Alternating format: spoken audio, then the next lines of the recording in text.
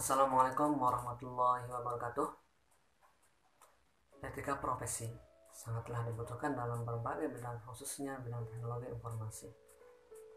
Kode etik sangat dibutuhkan dalam bidang IT karena kode etik tersebut dapat menentukan apa yang baik dan apa yang tidak baik, serta apakah suatu kegiatan yang dilakukan oleh IT itu dapat dikatakan bertanggung jawab atau tidak. Pada zaman sekarang, banyak sekali orang di bidang IT menyalahgunakan profesinya untuk merugikan orang lain. Contohnya, penipuan. Penipuan dalam bentuk transaksi jual beli barang dan jasa. Modus operandi penipuan online ini pun dilakukan dengan berbagai cara. Ada yang menjual melalui mistis, melalui forum, melalui mini iklan, text ad dengan mengaku berada di kota yang berbeda dengan calon mangsanya. Mereka memancing kelemahan dari para calon pembeli yang tidak sadar mereka sudah terjebak. Oleh sebab itu, kode etik bagi pengguna internet sangat dibutuhkan pada zaman sekarang. Berikut, kita akan menjelaskan pelanggaran kode etik dan sanksi yang diberikan dalam bidang teknologi informatika.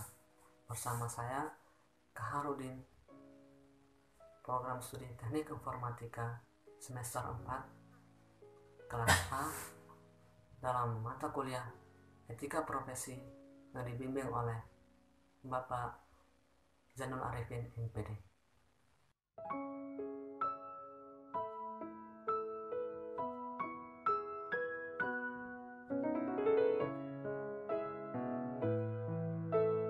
Pada awal mula kita harus mengenal pengertian kode etik profesi dalam bidang teknologi informatika. Kode etik profesi merupakan suatu tatanan etika yang telah disepakati oleh suatu kelompok masyarakat tertentu. Kode etik umumnya termasuk dalam norma sosial. Namun bila ada kode etik yang memiliki sanksi yang agak berat, maka masuk dalam kategori norma hukum. Kode etik juga dapat diartikan sebagai pola aturan, tata cara, tanda, pedoman etis dalam melakukan suatu kegiatan atau pekerjaan. Kode etik merupakan pola aturan atau tata cara sebagai pedoman berperilaku. Tujuan kode etik agar profesional memberikan jasa sebaik-baiknya kepada pemakai atau nasabahnya. Adanya kode etik akan melindungi perbuatan yang tidak profesional. Macam-macam fungsi kode etik, yaitu memberikan pedoman bagi setiap anggota profesi tentang prinsip profesionalitas yang digariskan. Yang kedua, sebagai sarana kontrol bagi masyarakat atas profesi yang bersangkutan. 3. Mencegah campur tangan pihak di luar organisasi profesi tentang hubungan etika dalam keanggotaan profesi. Jadi, pelanggaran kode etik berarti pelanggaran atau penyelewengan terhadap sistem norma, nilai, dan aturan profesional tertulis yang secara tegas menyatakan apa yang benar dan tidak bagi suatu profesi dalam masyarakat. Dalam lingkup teknologi informatika, kode etik profesi memuat kajian ilmiah mengenai prinsip atau norma-norma dalam kaitan dengan hubungan antara profesional atau developer TI dengan klien, antara para profesional sendiri, antara organisasi profesi, serta organisasi profesi dengan pemerintah. Salah satu bentuk hubungan seseorang profesional dengan klien atau pengguna jasa, misalnya dalam pembuatan sebuah program aplikasi. Di sini, seorang profesional tidak dapat membuat program semaunya.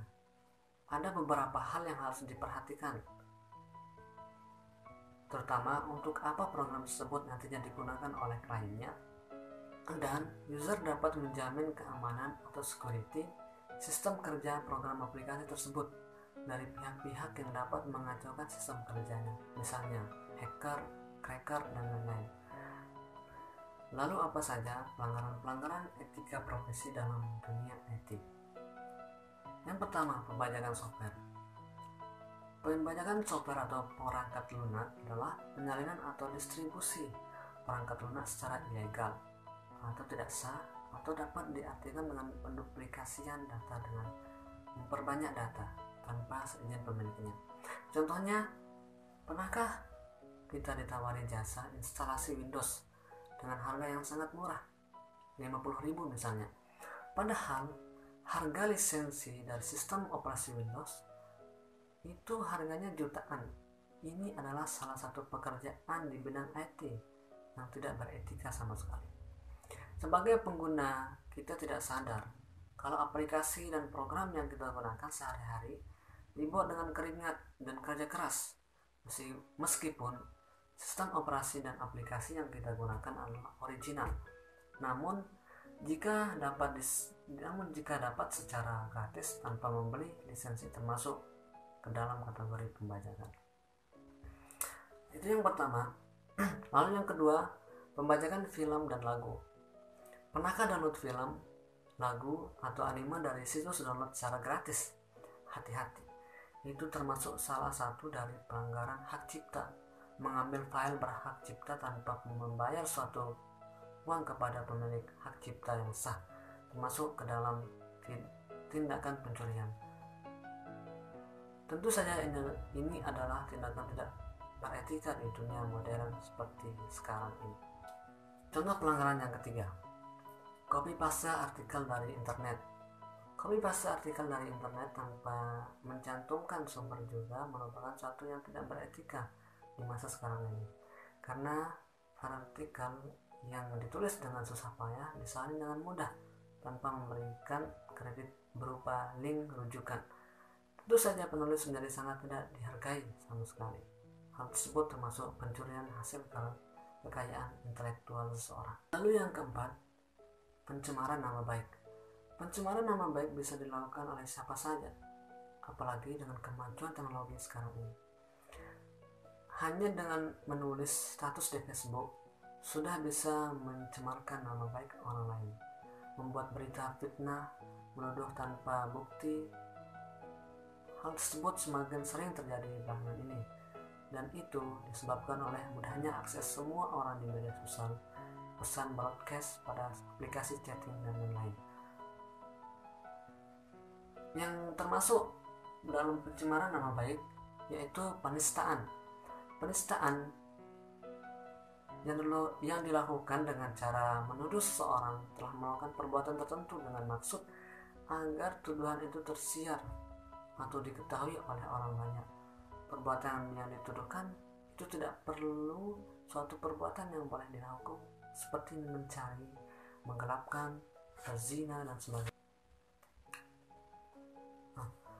Adapun perbuatan-perbuatan yang termasuk pencemaran nama baik yaitu seperti penistaan yang dilakukan dengan cara menuduh seseorang telah melakukan perbuatan tertentu dengan maksud agar tuduhan tersiar atau diketahui oleh banyak orang.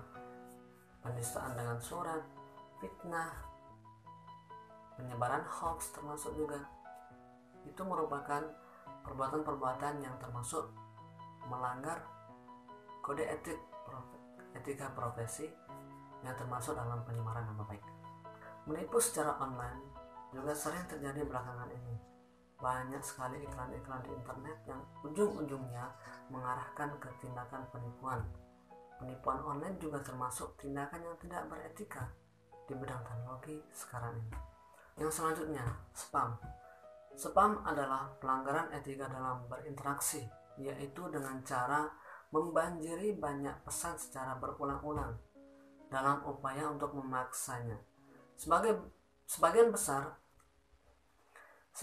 spam adalah iklan komersial, seringkali berupa produk-produk yang cukup meragukan, jaminan cepat kaya, atau layanan lain yang dianggap legal.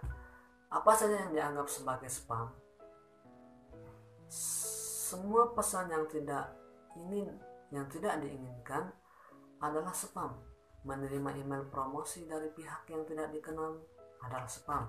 Seorang mempromosikan produknya dengan cara berkomentar di status Anda juga spam.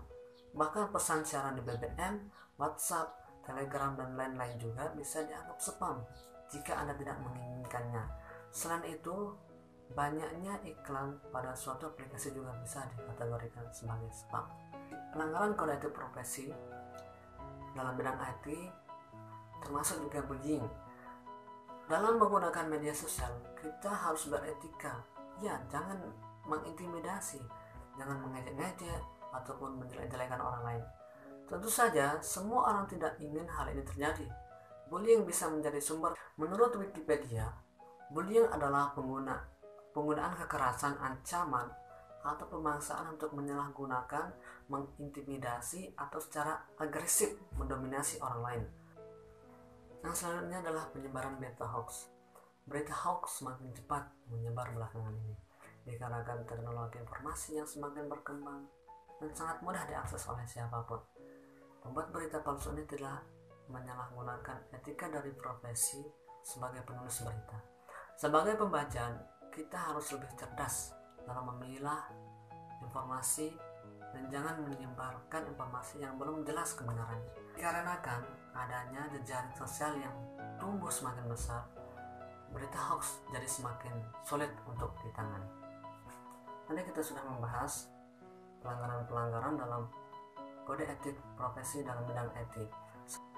Sekarang kita coba membahas tentang sanksi yang diberikan terhadap pelanggaran kode etik profesi di bidang IT. Kemungkinan sanksi yang akan dijatuhkan kepada pelaku pelanggaran kode etik yang pertama mendapat peringatan. Pada tahap ini, si pelaku akan mendapatkan peringatan halus. Misalnya jika seorang menyebutkan suatu instansi terkait, bisa saja ia akan menerima email yang berisi pelanggaran. Jika tidak diklarifikasi, kemungkinan untuk berlanjut ke tingkat selanjutnya seperti peringkat keras ataupun lainnya. Sanksi yang kedua, pemblokiran. Mengupdate status yang berisi sara, mengupload data yang mengandung unsur pornografi, baik berupa image maupun GIF. Seorang programmer yang mendistribusikan malware, hal tersebut adalah contoh pelanggaran dalam kasus yang sangat berbeda-beda. Kemungkinan untuk kasus-kasus tersebut adalah pemblokiran akun di mana si pelaku melakukan aksinya. Sanksi bagi pelanggar kode etik juga terdapat dalam Undang-Undang ITE, Undang-Undang Nomor 11 Tahun 2008 tentang Internet dan Transaksi Elektronik atau ITE. Undang-undang ini telah digunakan pada tanggal 21 April 2008, walaupun sampai dengan hari ini belum ada sebuah PP yang mengatur mengenai teknis pelaksanaannya. Namun, diharapkan dapat menjadi sebuah undang-undang cyber atau cyber law guna menjerat pelaku-pelaku cybercrime yang tidak bertanggung jawab dan menjadi sebuah payung hukum bagi masyarakat pengguna teknologi informasi guna mencapai sebuah kepastian hukum. Pada pasal 27 Undang-Undang ITE tahun 2008, setiap orang dengan sengaja dan tanpa hak mendistribusikan dan atau mentransmisikan dan atau membuat dapat diaksesnya informasi elektronik dan atau dokumen elektronik yang memiliki muatan yang melanggar kesusilaan. Ancaman pidana pasal 45 1 KUHP perdana penjara paling lama 6 tahun atau denda paling banyak 1 miliar rupiah.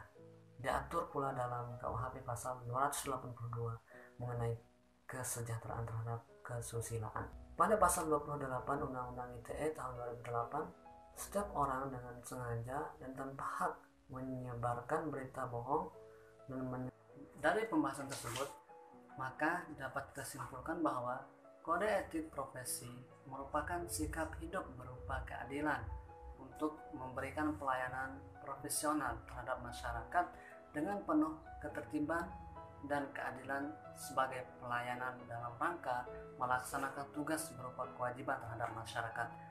Seorang profesional TI, seorang profesional IT tidak dapat membuat program semuanya. Ada beberapa hal yang harus dia perhatikan seperti untuk apa program tersebut dan user dapat. Seorang profesional IT tidak dapat membuat program semaunya. Ada beberapa hal yang harus diperhatikan seperti untuk apa program tersebut nantinya digunakan oleh klien, dan user dapat menjamin keamanan security sistem kerja program aplikasi.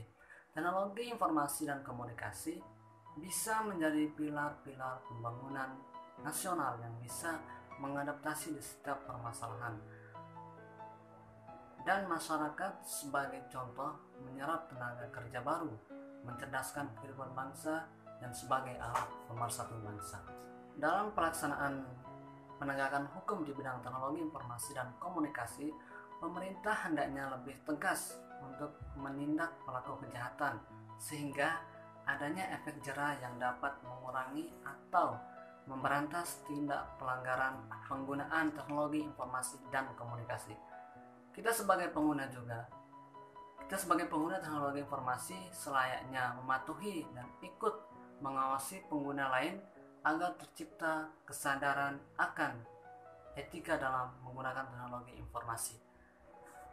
Hanya itu saja yang dapat saya sampaikan pada kesempatan ini.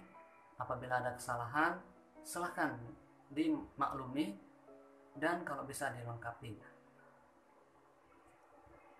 Dan sekian saya ucapkan. Terima kasih banyak. Salam sejahtera bersama saya Khalil mengundurkan diri. Assalamualaikum